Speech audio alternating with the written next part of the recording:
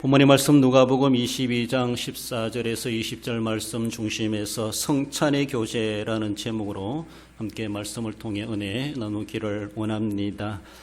교제란 말은 헬라어로 코이노니아 이런 단어를 사용하고 있습니다.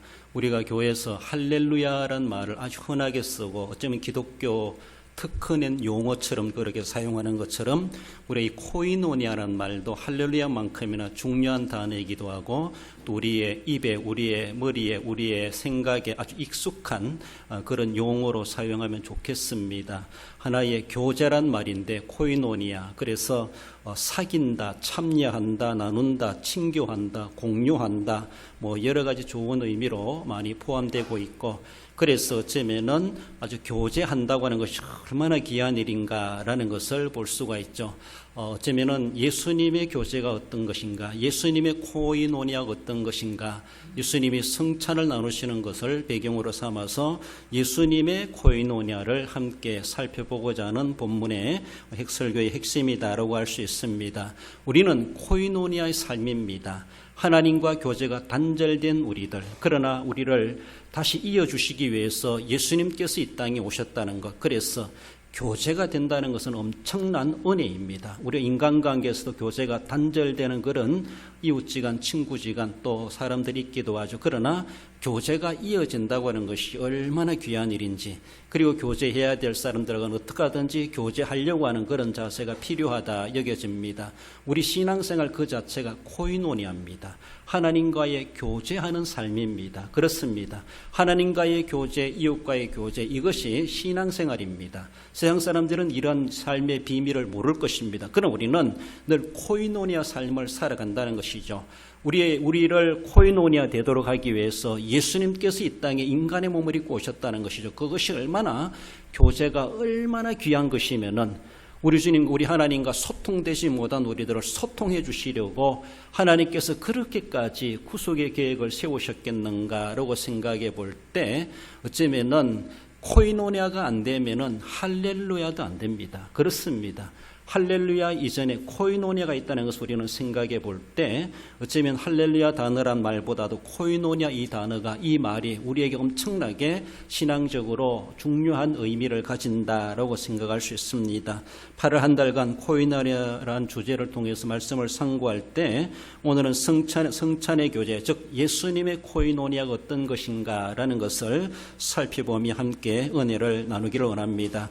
먼저 예수님의 교제는 성육신의 교제 임을 말씀합니다. 14절에 때가 이르매 예수께서 사도들과 함께 앉으사, 성육신이란 말은 인카네이션, 어쩌면은 하나님이 인간의 몸을 입고 세상에 오셨다라는 겁니다.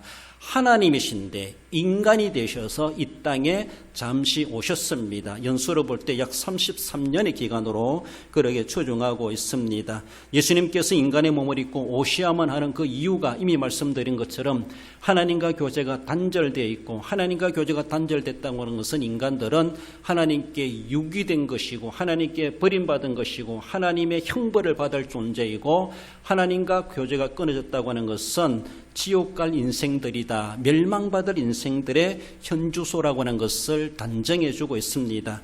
그렇게 우리가 멸망받을 우리들, 모든 세상에 있는 사람들은 죄를 범하여서 하나님 영광에 이르지 못하더니라고 단정하는 것처럼 하나님과 끊어진 그 교제를 우리 하나님께서는 이어주시기 위해서 예수 그리스도를 성육신, 인간의 몸을 입고 이 땅에 보내셨다라는 것이 바로 성육신이라는 말로 신학적인 용어로 사용하고 있습니다. 그렇습니다. 예수님은 오늘 본문의 제자들과 함께 앉아서 생각해 보세요. 예수님은 하나님이십니다. 인간의 몸을 입고 오셨지만은 하나님이시며 인간이십니다. 우리는 인간으로 100% 인간에 불과하지만은 예수님은 100% 인간의 몸을 입고 오셨지만은 또 한편에서는 100% 하나님이시기도 하십니다. 지상에 계신 인간 하나님이시죠. 그렇습니다. 그러므로 하나님은, 예수님은 양성을 가지신다, 신성과 인성을 가지셨다, 그렇게 말합니다. 우리는 인성에 불과하죠. 그렇습니다. 인성도 가지신 예수님이시지만은 신성을 가지신 하나님이십니다. 그 하나님께서 오늘 본문에 제자들과 함께 앉아서 제자들은 100% 인간이고 100% 죄인일 수밖에 없습니다. 그런데 우리 주님께서 그들과 함께 앉으셔서 식탁의 교제를 나누셨다라는 것이 본문의 배경이기도 하다라는 것입니다. 친한 사람끼리 식탁의 교제를 나누는 것은 상당히 귀하기도 하고 그 친분을 또 돈독하게 해가는 것을 하나의 매개체로 삼기도 하는 것을 볼 수 있습니다. 그렇습니다. 그만큼 교제가 이어진다고 하는 것이 얼마나 귀한지, 또 그 교제를 더 돈독하기 위해서 일부러 식탁의 교제를, 식탁의 만남을 가지게 되는 것도 우리는 또 흔하게 볼 수가 있습니다. 그렇습니다. 예수님께서 그들과 의미 있는 식탁의 교제를 오늘 본문에서 나누시게 되는데, 함께 앉으셨다라는 이 말씀이 그저 일반적으로 하시는 말씀 같지만은 오늘 본문에서 우리에게 성찬의 의미로 바라볼 때 하나님께서 인간들과 함께 상을 동등하게 나누게 된다라는 것을 볼 수가 있죠. 여러분들 세상에서도 예를 든다면 만약에 윤석열 대통령이 오늘 우리 점심시간에 우리 식탁에 와서 함께 여러분들 마주 앉아가지고 식사를 교제한다라면은 여러분들 대통령 얼굴뿐만 아니라 여러분들의 얼굴, 또 대통령의 그 대화하는 그 모습, 식사하는 그 모습, 거기 앉아있는 모든 무리들의 모습들도 어쩌면 완전히 오늘 뉴스에 그렇게 대서특필하게 될 것입니다. 그 귀하신 분이 나를 만나주시고 나와 함께 맞상을 나눌 수 있었다라는 것이 얼마나 귀한지. 그렇습니다. 맞상을 가지지 말아야 될 사람하고 같이 앉으면 오해 소재가 될 수가 있고 문제가 될 수도 있지만은, 그러나 어쩌면은 하나님께서 나 같은 것을 함께 앉아서 식사의 교제를 나눌 수 있는 대상자로 나를 삼아 주셨다고 하는 것은 그만큼 하나님께서는 낮아지심이고 우리를 그렇게 존귀하게 높여주시는 겁니다.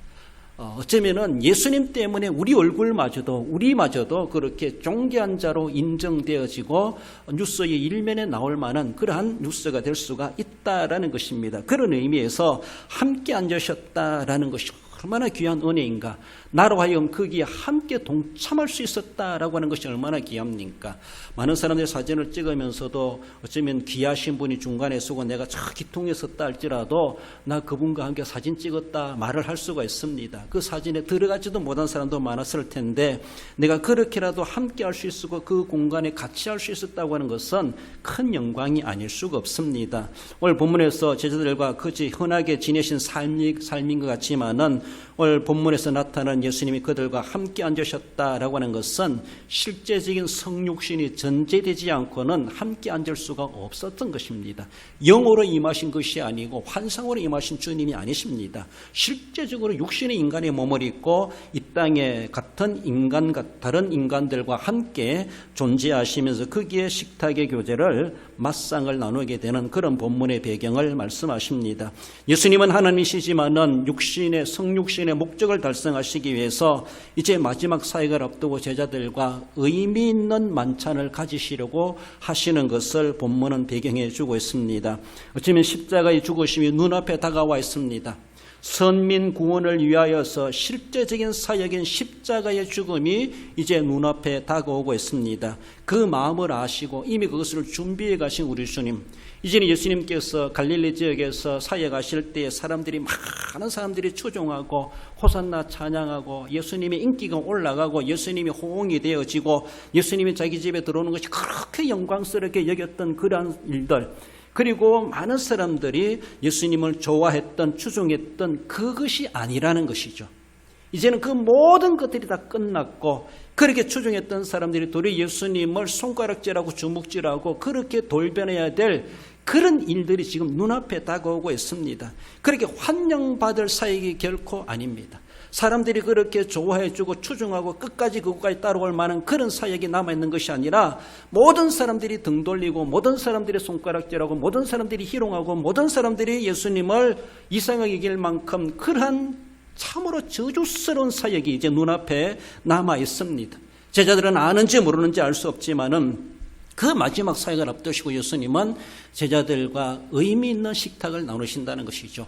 매일마다 이런 식탁을 나눴을지 모르지만 이 순간에 예수님이 하시는 식탁은 의미가 깊었다는 것이죠.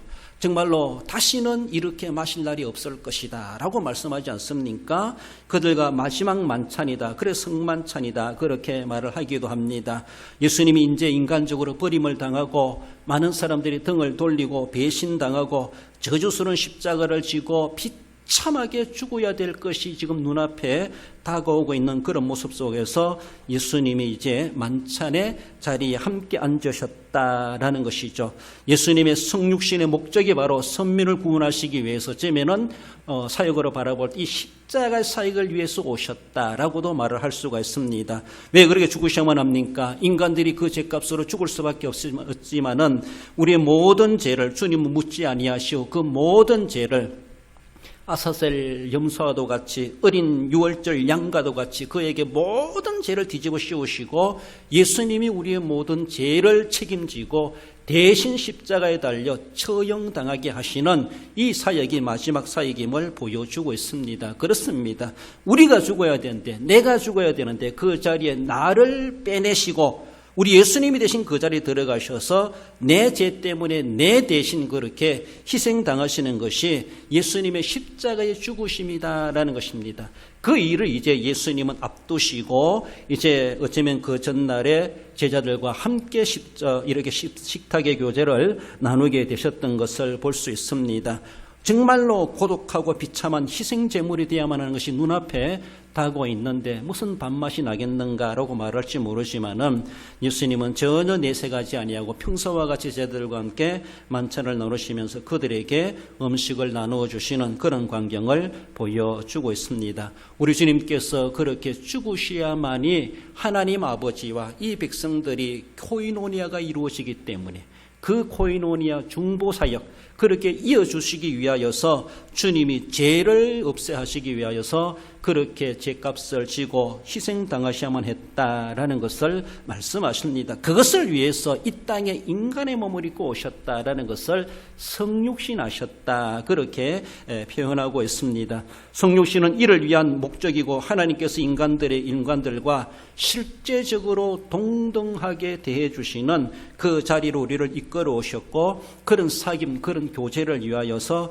가지시는 것이 바로 성육신이었습니다. 우리가 하나님께로 올라갈 수 없으니까 하나님께서 인간의 몸을 입고 이 땅에 오셔서 우리와 함께 동등한 자리에서 식탁의 교제를 나누시면서 이렇게 교제를 나누셨다. 이렇게 제자들과 함께 떡을 떼며 잔을 나누며 이렇게 교제하셨던 것처럼 장차 우리도 하나님 아버지와 우리와 그 아름다운 교제가 이루어질 것을 우리에게 내다보시게 하셨고 그것을 위하여서 우리 주님은 성육신하시고 십자가의 고난을 앞두고 계시다라고 하는 것을 말씀하십니다.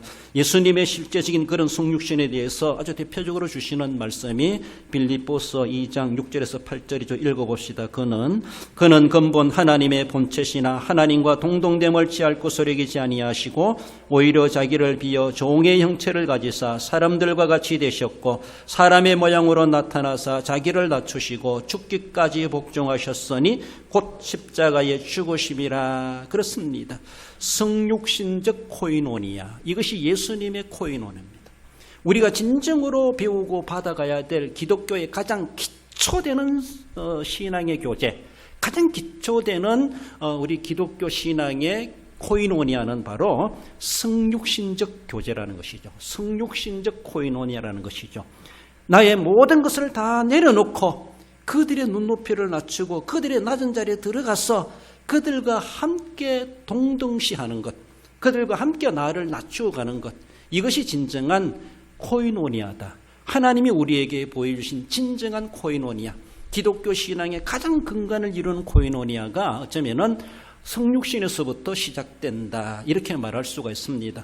나를 성육신하지 아니하고 나를 그렇게 낮추지 아니하고 어느 누구와 내가 교제 나눈다는 것은 있을 수가 없습니다. 계급장 다 달고 명예 다 가지고 내가 사이에 어떤 사람인데 이름 가지고 나아가서 누구하고 무슨 교제를 나누겠습니까? 모든 옷을 벗어버리고 그들과 함께 그 모습 그대로 낮은 자리에서 나눌 때에 함께 존귀함을 받을 수 있다라는 것을 보여주고 있죠. 이것이 바로 우리가 본받아야 될 예수 그리스도의 코이노니아고 성도와의 교제, 어쩌면 이웃과의 교제, 사회와의 교제, 그 코이노니아가 이러한 모양으로 돼야 될 것을 말씀하십니다. 이것이 바로 성찬을 통해서 주시는 성육신적 교제, 즉 예수님의 코이노니아, 우리 성도들이 본받고 가져야 될 근본을 이루는 그 교제가 바로 성육신적 교제다, 코이노니아다라는 겁니다. 예수님의 코이노니아는 두 번째로는 공생의 교제임을 말씀하십니다. 17절에 이에 잔을 가지사 감사기도 하시고 이르시되 이것을 갖다가 너희끼리 나누라. 예수님의 공생애라고 하는, 우리가 예수님의 생애를 진짜 전체적으로 33년의 인간 나이로 그렇게 이야기하고 있습니다. 그래서 30년 정도는 사생애, 그 가정을 돌보며 가사 일을 돌보며 그렇게 일을 행하신 그런 사생애라면은 마지막 3년 기간을 두고 공생애 그렇게 합니다. 이제는 가정을 낳아가지고 가정 부양을 위한 일이 아니라 온 세계 인류 구속을 위하여서 이 땅에 오신 목적을 이루시기 위해서 횟수로 3년 정도 제자들을 삼으시면서 동네방네 다니시면서 전도하시고 가르치시고 병자를 고치시면서 그 사역하신 것의 기간을 공생애다 그렇게 말합니다. 그렇습니다. 사생애는 자기를 위한 삶이라면 공생애는 자기를 위한 삶이 아니라 남을 위한 삶을 살아가는 그런 삶이다, 이렇게 구분해 볼 수가 있습니다. 그렇습니다. 예수님도 사생애가 있었습니다. 부모를 복양하고 가족들을, 동생들을 거느리고 그렇게 인간의 삶을 그렇게 살아오셨습니다. 막노동하시면서도 그게 사적인 생활이었죠. 사생활이죠. 개인 생활이었습니다. 이제는 이 땅에 오신 목적을 이루시기 위해서 가정의 을매이실 그런 분이 아니시라 하나님 아버지의 그 일을 이루시기 위하여서 복음사역을 감당하시는 공생의 기간이 있었다라는 것이죠. 제자들을 삼으면서 앞으로 그들을 훈련시키고 하나님의 나라가 이 땅에 임하도록 하기 위하여서 그 사역을 행하신 것이 바로 예수님의 공생애, 그 사역의 기간을 공생애다 그렇게 말하고 있습니다. 그렇습니다. 우리가 정말로 이 땅에 살아가면서 자신의 개인 이익을 위해서 살아가는 우리의 모든 삶이기도 하지만은, 그러나 누군가가 이 사회 공공의 유익을 위하여서 섬기는 자가 없다라면 이 사회는 삭막한 사회가 되어버리고 말 것입니다. 우리가 사생의 삶을 살아가면서도 동시에 공적인 사명도 있다라는 것을 우리는 늘 의식해야 됩니다. 그래서 나만 배부르고 나만 안전하고 나만 어려움이 없으면 되고 나만 안전하면 되겠지, 이런 것이 결코 아니라는 것입니다. 가진 자는 가진 자의 의무와 책임이 있다고 말하는 것처럼 누가 하라고 해서 하는 것이 아니라 자기 스스로 이 공공의 유익을 위하여서, 사회의 유익을 위하여서, 국가와 민족을 위하여서, 이 세계를 위하여서, 지구촌을 위하여서, 환경을 위하여서 이런 것들에 우리 관심을 가지고 공적인 책임의식을 가지고 사명감을 가지고 살아가야 된다는 것이죠. 그것이 바로 공생애라는 겁니다. 자기만을 위한 삶이 아니라 내 것을 도리어 투자해 가면서라도, 내 것을 지출해 가면서라도 공공의 유익을 위하여서, 이웃의 유익을 위하여서 나를 투자하고 나를 헌신해 가는 그 삶이 공생애다 이렇게 말할 수 있습니다. 우리는 사생애만 살아갈 수가 없습니다. 하나님 우리에게 맡기신 그 사명과 직분과 은사와 달란트라고 하는 것은 공적입니다. 자기를 위한 삶이 살아고 하나님 그렇게 직분을 주시고 은사를 주시고 건강을 주시고 재물을 주신 것이 결코 아니라는 것이죠.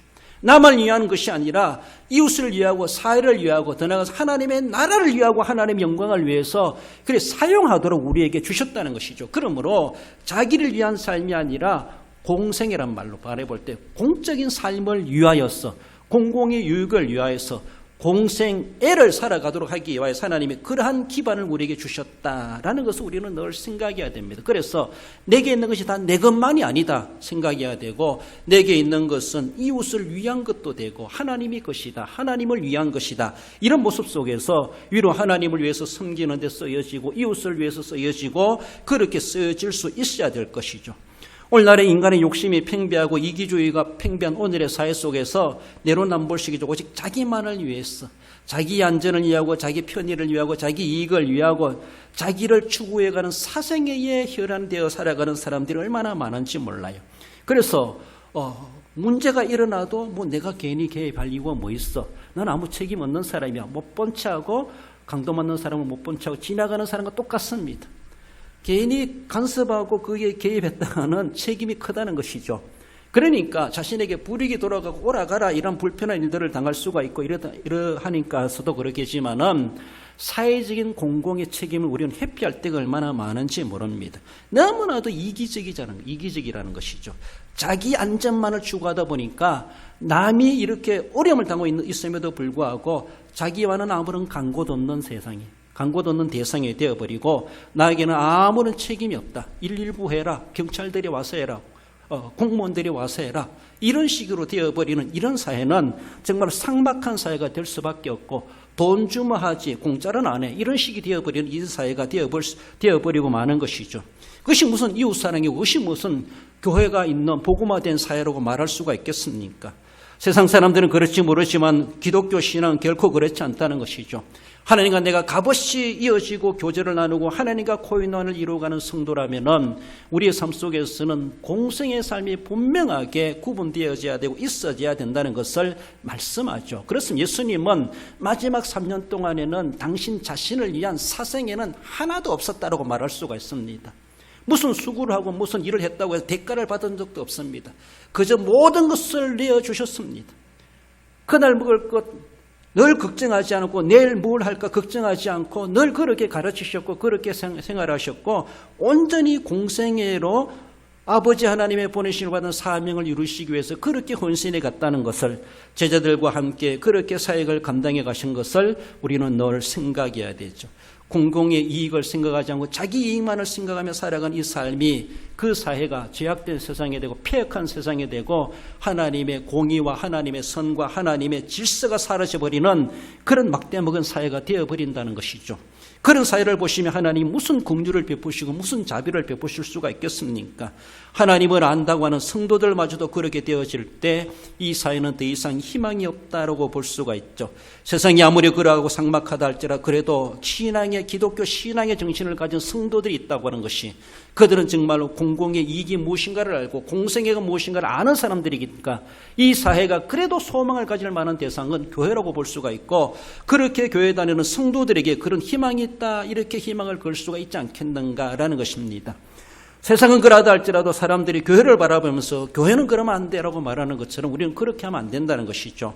그러므로 사적 생활하는 공생애를 살 줄 알아야 되고 예수님이나 세상의 대통령 어쩌면 공인들 공무원들 그들만이 공익을 위해 살아가는 사람이 아니라 모든 세상의 사람들은 공생의 개념을 가지고 이 세상을 살아가야 한다라는 것입니다. 내가 뭔가 수고해가지고 오늘도 지구촌에 안전하게 우리가 살아가고 있는 겁니까? 내가 지구에 그렇게 이바지해 가니까 내가 그 혜택으로 내가 지금 받고 살아가는 겁니까? 내가 수고한 것보다도 그저 얻어 걸려가지고 내가 은혜롭게 안전하게 살아가는 일들이 얼마나 많은지 몰라요. 누군가가 그렇게 또 수고해 주는 일이 있었기 때문에 내가 더불어 거기에 무인승차해가지고 안전하게 이만큼이라도 평안하게 건강하게 살아가고 있다는 걸 생각할 때 고마운 줄 알아야 되죠. 그렇다면 나도 어쩌면 남을 위해서 그렇게 섬겨갈 수 있어야지. 나도 그렇게 이바지해 가야지. 나도 그렇게 기여할 수 있는 자의 삶을 살아가야지. 늘 그런 정신이 우리에게 필요하죠. 그러므로 자기만을 위한 것이 아니라 공생의 삶을 우리에게 요구해 주고 계시다라는 것입니다. 하나님의 나라를 위하여 공생애가 필요합니다. 교회를 위해서도 공생애가 필요합니다. 복음을 위하여 직분을 위해서 우리의 신분적 공생애가 필요합니다. 교회에서도 어쩌면은 맡겨졌으니까 한다는 것이죠. 당번이고 위헌이니까 한다는 것이죠. 내가 그렇게 의무가 있기 때문에 한다는 것이죠. 그것은 사실은 공생애적인 사역이 아닙니다. 그것은 그저 사적인 사명이라고 볼 수가 있어요. 정말로 공적인 사명은 내가 책임이 없다 할지라도 나는 그 부서가 아니라 할지라도 난 그 구역이 아니라 할지라도 나는 그 주간의 당번이 아니라 할지라도 하나님의 은혜를 생각해 볼 때, 그 사랑을 생각해 볼 때 내가 그저 순서 맡았으니까 하는 것이 아니라 자발적으로 자원하여 스스로 즐거움으로 하나님 앞에 예배를 드리고 찬송을 하고 특성을 하고 기도를 해도 헌금을 해도 즐겨내는 자를 하나님은 기뻐하신다고 하는 것처럼 뭔가 억압돼 가지고 뭔가 시스템에 의하여서 뭔가 안 하면 안 되기 때문에 사실 이것은 실제적인 주님과의 공생애적인 코인원이 아니라고 볼 수가 있습니다. 하나님이 우리에게 하나님 뭐 다급해가지고 우리에게 독생자까지 주시면서 또 예수님이 뭐 그렇게 할 일 없어가지고 공생애까지 하시면서 우리를 하나님과 연결시켜 주시야만 했겠는가? 하나님 할 일 없어가지고 신심해서 그런 일 하실 하나님이 결코 아니시라는 것이죠. 예수님이 정말로 그렇게 억울한 것처럼 비참한 십자가에 달려 돌아가시기까지 하실 일이 뭐 있겠는가? 뭐 할 일 없어가지고 그런 고난을 당하시겠는가? 왜 그렇게 하시겠는가를 우리는 생각해야 되죠. 남들이 볼 때는 왜 그런 짓 하느냐, 왜 그렇게 하느냐, 왜 손해볼 짓 하느냐라고 할지 모르지만은 하나님은 다 아십니다. 하나님, 너가 손해보는 것도 알고, 너가 헌신하는 것도 알고, 너가 당번이 아닌데도 그걸 할 줄 아는 것도 하나님이 다 아십니다. 하나님은 다 기억하십니다. 얼마나 감사한지 몰라요.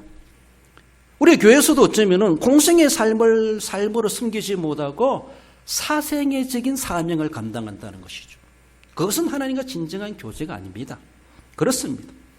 예수님께서는 우리를 그렇게 하나님과 교제를 이어주시기 위하여서 공생애적인 삶을 통하여서 우리에게 가르치셨고 자신의 모든 것을 비워서 인간이 되시고 종의 형체로 오셔서 우리를 그렇게 섬겨주셨다라는 것입니다.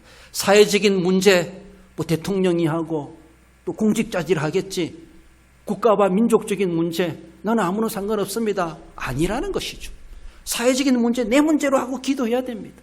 사회적인 문제를 안고 거기에 우리가 함께 몸으로도 동참해 가야 됩니다. 인식이 바뀌어져야 되고 거기에 함께 간접적으로라도 협조라도 할 수 있어야 돼요. 협조라도. 몸이 안 가면 찬조라도 할 수 있어야 되죠. 할 수 있으면 거기에 내가 앞장서 가지고 거기에 헌신해 갈 수도 있어야 되죠. 나라가 위태롭다고 하는데, 사회가 어지럽다고 하는데 우리는 뭐 하고 있는가? 누구에게 책임이 있는가? 아무 책임이 없다고 하면 사회는 무너질 수밖에 없고 황폐한 도적들의 세계가 될 수밖에 없다는 것이죠.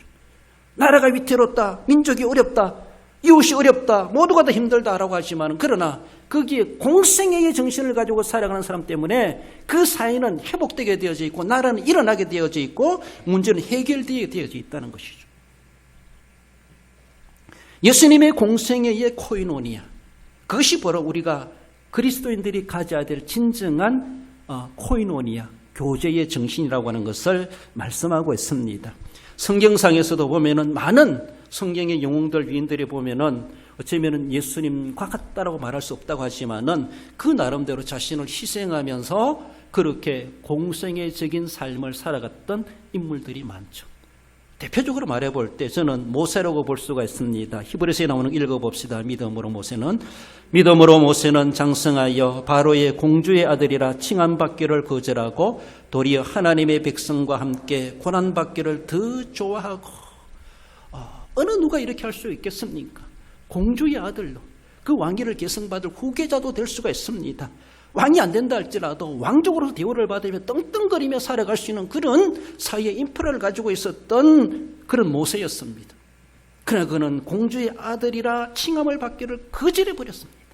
도리어 거절만이 아니라 하나님의 백성과 노예 생활로 들어가지 않습니까? 고난받기를 더 좋아하고 라고 하면서 결국 하나님 앞에 부름받아가지고 그 백성들을 출애굽케 하는데 귀중하게 들어쓰임받은 공생의 삶을, 어쩌면 그가 마지막 40년의 삶은 그렇게 하나님 앞에 헌신하지 않았나라는 것입니다. 이러한 그름으로 인하여서 그 이스라엘 출애굽한 백성들이 하나님과 진정한 교제를 나누고 가나안 땅에 정착하면서 하나님을 그렇게 섬길 수가 있었던 그런 연결고리로서 사명을 감당했던 모세였다라는 겁니다. 성찬의 교제, 예수님의 교제는 성육신의 교제뿐만 아니라 공생의 교제라는 것을 말씀합니다. 마지막 예수님의 코이노니아는 십자가의 교제라는 것을 말씀하죠. 19절에 또 떡을 떼어 그들에게 주시며 이르시되 이것은 너희를 위하여 주는 내 몸이라 너희가 이를 행하여 나를 기념하라 하시고, 떡을 나눠주시면서 그것이 선민 구속을 위해서 십자가에 찢어지시는 주님의 살을 상징한다 라고 하시면서 제자들에게 떡을 나누어 주셨습니다. 그리고 20절에 보면은 저녁 먹은 후에 잔도 그와 같이 하여 이르시되 이 잔은 내 피로 세운 새 언약이니 곧 너희를 위하여 붓는 것이라.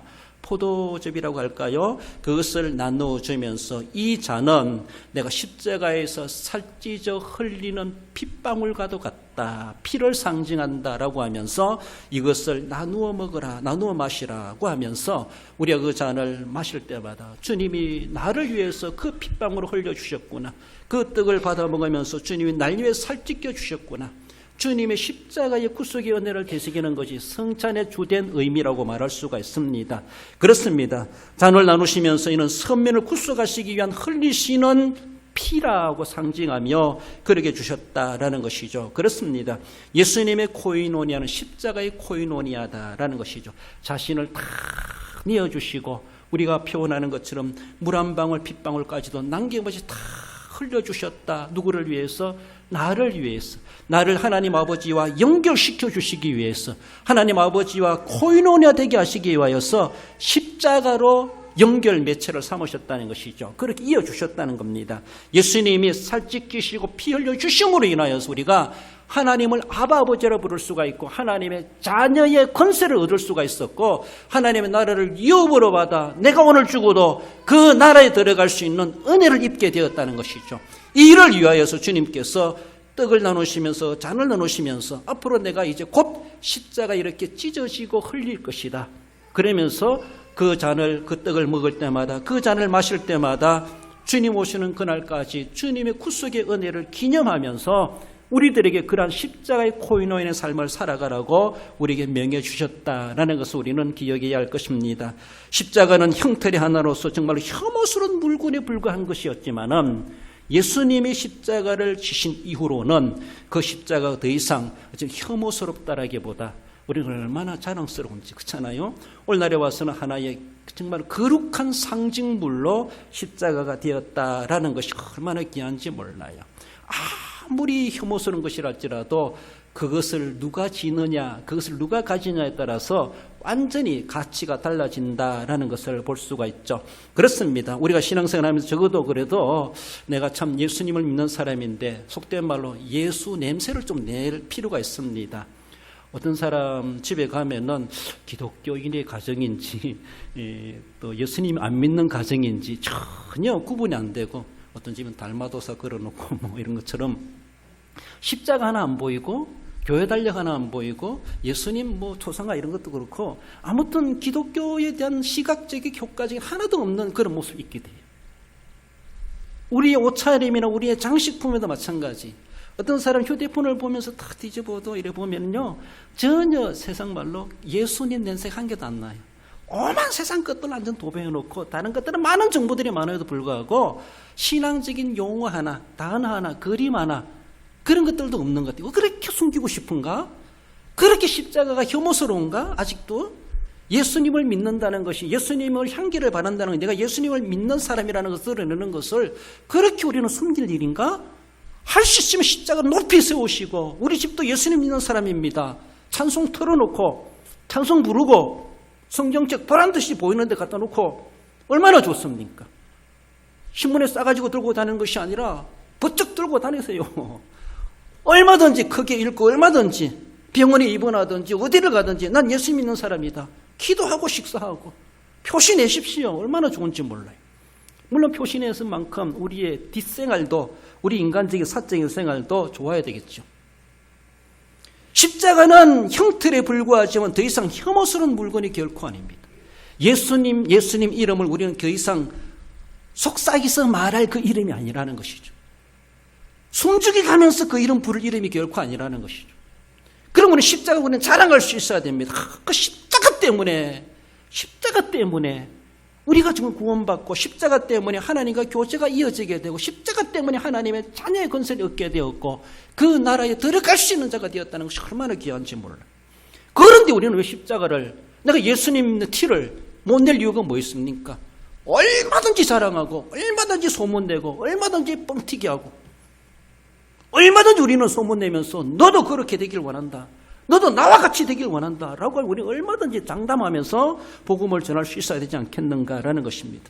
집이나 사무실이나 일터나 직장이나 가지고 있는 작은 수첩이랄지라도 내 어쩌면 외적인 장식이랄지라도 소지품이랄지라도 거기에 예수 그리스도인의 흔적이 있는 그런 모습은 간접적인 전도의 효과도 있다라는 것을 볼 수가 있습니다. 그 십자가로 인하여서 우리가 진정한 하나님과 교제를 이루게 됐다는 것, 십자가 코이노니아를 우리에게 말씀해 주십니다. 예수 그리스도의 십자가 구속은 신자의 신앙의 근간을 이루고 그러므로 십자가의 코이노니아를 빼놓고 구원이나 신앙을 이야기할 수가 따르고 말할 수 있습니다. 예수님의 성육신, 예수님의 공생애, 예수님의 십자가는 하나입니다. 결단코 분리될 수가 없고 바로 이것을 위해서 성육신하셨고 공생애하셨고 공생의 마지막 사역에 십자가 코이노니아, 그것을 인하여서 완벽하게 다 이루었다. 우리의 구원이 완성되었고 우리의 코이노니아가 완성되었고 그래서 예수님 안에서 진정한 하나님의 자녀로서 하나님과의 교제도 이어지게 됐다라는 것을 선언해 주셨습니다. 성도가 가질 근본적인 코이노니아는 예수님의 코이노니아이면서도 십자가 코이노니아이라는 것을 우리는 늘 생각하십시다.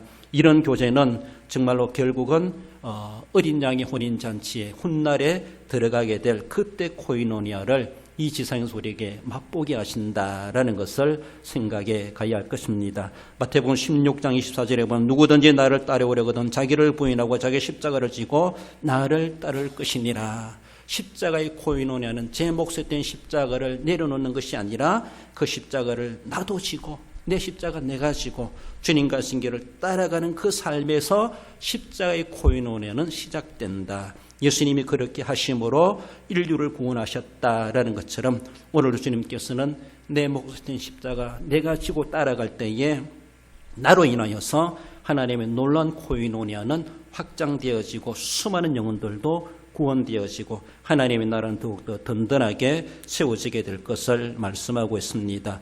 예수님의 코이노니아는 십자가 코이노니아임을 말씀해 줍니다. 말씀을 맺습니다. 우리 성도 여러분, 성육신으로 함께하신 예수님의 교제 코이노니아가 있었다는 것을 우리는 늘 생각하며 우리의 모든 삶 속에서도 자신의 명함 다 내려놓고 성육신적 코이노니아 그런 교제로서 우리가 교제해 가야 할 것입니다. 공생애로 섬기고 나누신 교제임을 늘 기억하며 공생애는 나를 위한 것이 아니라 나누는 것입니다.